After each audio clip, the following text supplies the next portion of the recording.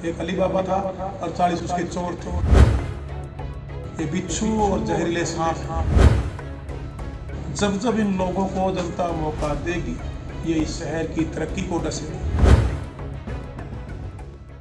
हरियाणा में आगामी विधानसभा चुनाव को लेकर राजनीतिक गलियारों में हलचलों का दौर तेज हो गया है।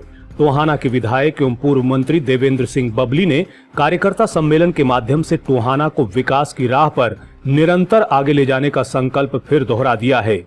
कार्यकर्ता सम्मेलन में आखिर तक भरे सभागार को देखकर बबली की लोकप्रियता का अंदाजा सहज ही लगाया जा सकता है। वैसे भी देवेंद्र सिंह बबली अपने सामाजिक कार्यों के प्रति इतने समर्पित हैं कि टोहाना के दिल की धड़कन बने हुए हैं।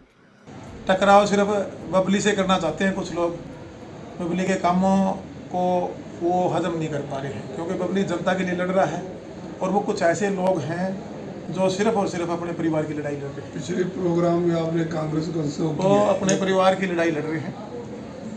ऐसे लोग जो सिर्फ अपना और अपने परिवार के लिए लड़ रहे हों, और एक ऐसा शख्स जो अपने परिवार की लड़ाई लड़के टोहाने की लड़ाई लड़ने के लिए आया, ये टोहाने की जनता बड़ी समझदार है। जागो दिशा सही सोच नई के बैनर तले बुजुर्गों को तीर्थाटन की बात हो, निःशुल्क नेत्र जांच कैंप हो या फिर युवाओं की ऊर्जा को सही दिशा देने का मसला, देवेंद्र बबली निरंतर सक्रिय नजर आते हैं। हजारों जुझारू कार्यकर्ताओं के सहयोग से सामाजिक कार्यों को गति प्रदान करने में वे भी घर घर जाकर अपने क्षेत्र के परिवारों को जोड़ रहे हैं।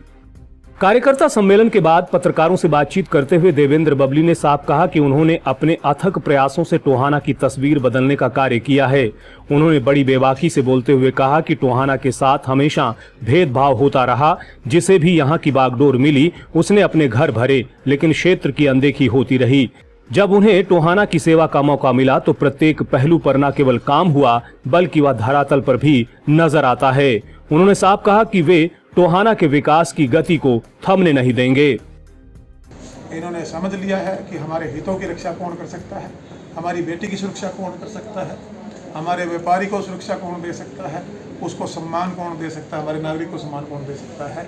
मैं उस पर कोई टिप्पणी नहीं करना चाहता। वो बहरूपीय लोग हैं, वो रूप बदल कर आए हैं। जैसे सीता जी का हरण हुआ था तो वो साध बनकर आए थे, अगर वो अपने रूप में आए होते तो वो सीता को नहीं हर सकते थे।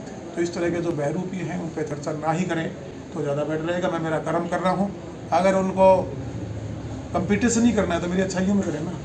मेरी अच्छाइयों में बुराइयाँ ढूंढ रहे हैं। हर जगह क्रिटिसाइज करने के लिए मैं सोशल मीडिया बहुत कम देखता हूँ, उस पर लगे रहते हैं। आप लोग जानते नहीं क्या शहर में बदलाव हुआ है कि नहीं हुआ? क्या राजनीतिक परिस्थितियाँ देवेंद्र सिंह बबली ने बदली है नहीं बदली? क्या व्यवस्था परिवर्तन बबली ने किया है कि नहीं किया?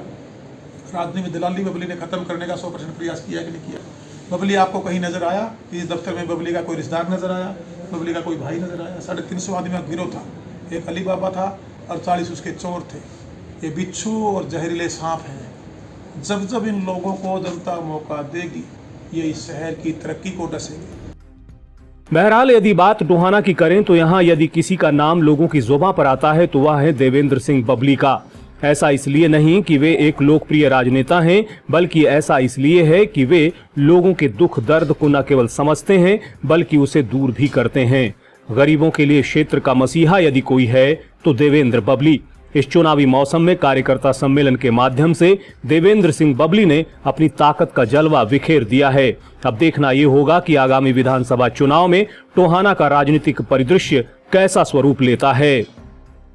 लेटेस्ट वीडियोस के लिए अभी सब्सक्राइब करें A1 हरियाणा को और प्रेस करें बेल आइकन ताकि सभी अपडेट्स आपको मिले सबसे पहले।